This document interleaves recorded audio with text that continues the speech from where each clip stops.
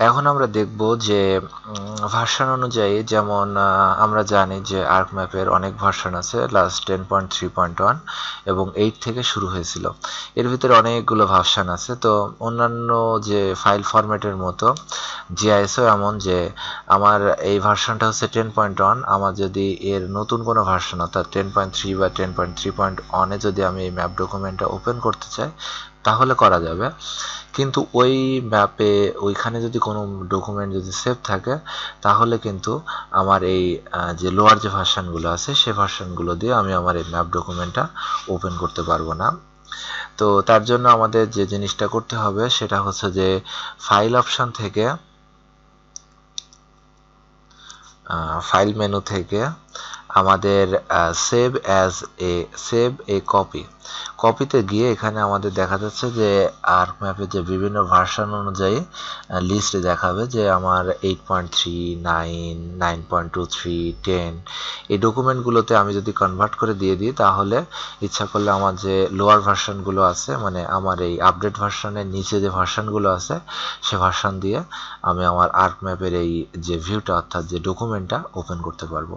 তো এই একটা বড় জিনিস যে এটা হয়তো অনেকে মানে যদি জানা না থাকে তাহলে তার যে আর্কম্যাপ ডকুমেন্টটা অনেক কষ্ট করে লেআউট মডেলিং বা সব কিছু তৈরি করলো, সেটা দেখা যাচ্ছে সে মানে লোয়ার ভার্সনে যায় ইউজ করে আর্কম্যাপ, তাদেরকে শেয়ার করতে বা তাদেরকে দেখাতে ব্যর্থ হবে আর কি। যার জন্য আমাদের এই জিনিসটা একটু জেনে রাখা দরকার।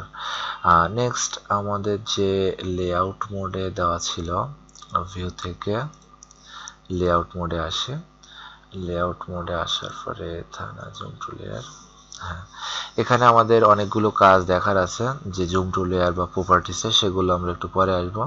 আমরা এখন দেখব যে আমাদের এই ম্যাপ ডকুমেন্ট প্রপার্টিসটা, আর্ক ম্যাপের যে ডকুমেন্ট প্রপার্টিসটা, সেখানে অনেকগুলো অপশান আছে। জেনারেল অপশান যেখানে আমাদের নাম দিতে হয়, তারপরে তার একটা ডেসক্রিপশান দিতে হয়, অর্থাৎ আমাদের যে লেয়ারটা আছে তার একটা নাম দিতে হয়। আমরা যদি এটা লিখি যে মাই ম্যাপ, তাহলে অ্যাপ্লাই দিলে এটা ডকুমেন্টটা চেঞ্জ হয়ে যাবে। এরপর ডেসক্রিপশান দিতে পারি, this is my thesis map. Then ক্রেডিটটা কার, আমি তৈরি করলে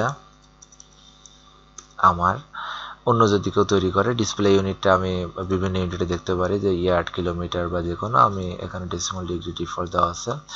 রেফারেন্স স্কেল, রোটেশন, এগুলো দিয়ে আমি আমার ম্যাপের ইচ্ছা করলে রোটেট করতে পারি বা রেফারেন্স স্কেল করে দিতে পারি।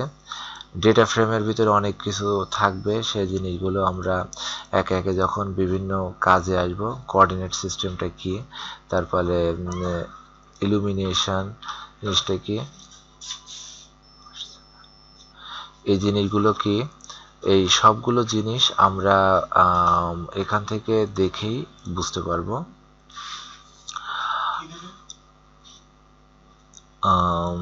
এখন আমরা আসি যে কিভাবে ম্যাপ ডকুমেন্টটা সেভ করা যায়। আমাদের ডকুমেন্টটা সেভ আছে, আমি যদি নতুন কোনো নাম দিয়ে সেভ করতে চাই তাহলে সেভ অ্যাজে গিয়ে আমার ডকুমেন্টের একটা নাম দিতে হবে। আমি ডেস্কটপে এটা মাই ম্যাপ হিসেবে সেভ করতে চাই, সেভ করলাম। এখন আমাদের এখানে আর্ক ম্যাপের একটা ক্যারেক্টারিস্টিক্স হচ্ছে যে আমার ডকুমেন্টটা যেখানে সেভ করলাম আমার ভিতরে যে ডেটাগুলো কিন্তু ওইখানে সেভ থাকবে না। কারণ আমি যদি এখানে দেখি যে আমার ডেটা সোর্সটা কোথায়, লিস্ট বাই সোর্স, তাহলে দেখবো যে আমার ডেটা আছে ডেস্কটপের ভিতরে অন্য আরেকটা ফোল্ডারে, এখানেও অন্য আরেকটা ফোল্ডারে। সো আমার ডেটাগুলো কিন্তু সোর্স লোকেশন একই। আমি যখন নতুন কোনো ডকুমেন্ট কোথাও সেভ করব তখন কিন্তু আমার ডেটাগুলো সেখানে সেভ থাকবে না, শুধুমাত্র ডকুমেন্টের যে ভিতরে অ্যানোটেশন বা যে ডিজাইনগুলো করা শুধু সেখানে সেভ থাকবে। তো যদি আমরা একটা কমপ্লিট জিনিস সেখানে সেভ করতে চাই তাহলে আমাদের যেটা করতে হবে, ফাইলে গিয়ে আমাদের ম্যাপ ডকুমেন্ট প্রপার্টিসে আসতে হবে এবং এসে আমাদের সব যে টাইটেল, ম্যাপের টাইটেলটা লিখতে হবে, স্টাডি এরিয়া ম্যাপ, সামারি লিখতে হবে, this is a study area map, একটা ডেসক্রিপশন দিতে হবে,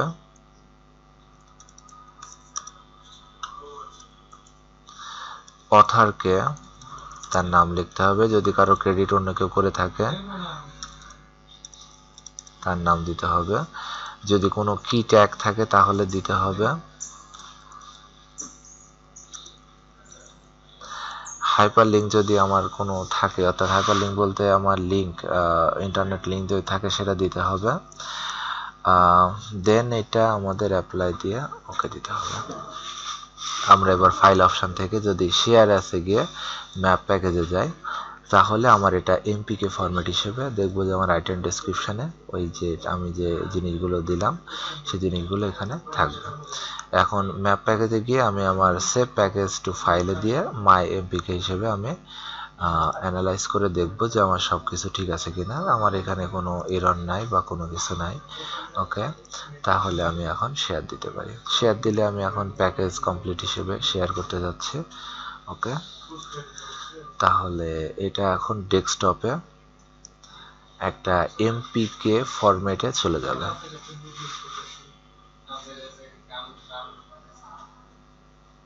ওকে, এমপিকে ফরম্যাটে চলে গেছে। তো এখন যদি আমার এই এমপিকে ফরম্যাটটা দেখি যে প্রপার্টিজ,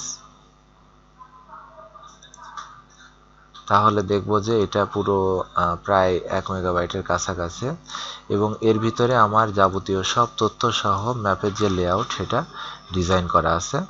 আর্ক ম্যাপ হিসেবে যদি এখান থেকে ফাইলটা আমি এখন কপি করে অন্য কম্পিউটারে নিই তাহলে কিন্তু এইভাবে আমাকে সব ডেটাগুলো দেখাবে না, কারণ আমার এখানে ডেটা লিঙ্ক ফাইলটা অন্য জায়গাতে।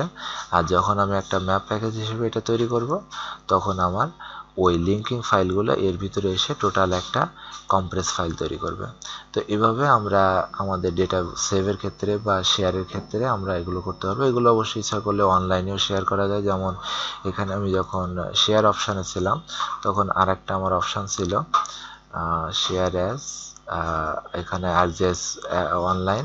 তো অনলাইনে এটা আবার শেয়ার করতে গেলে আমাকে একটা অ্যাকাউন্ট খুলে সেই অ্যাকাউন্টে লগ ইন করে তারপরে যাইতে হবে, যে জিনিসটা আমরা পরে আরেকটা ইয়েতে দেখবো।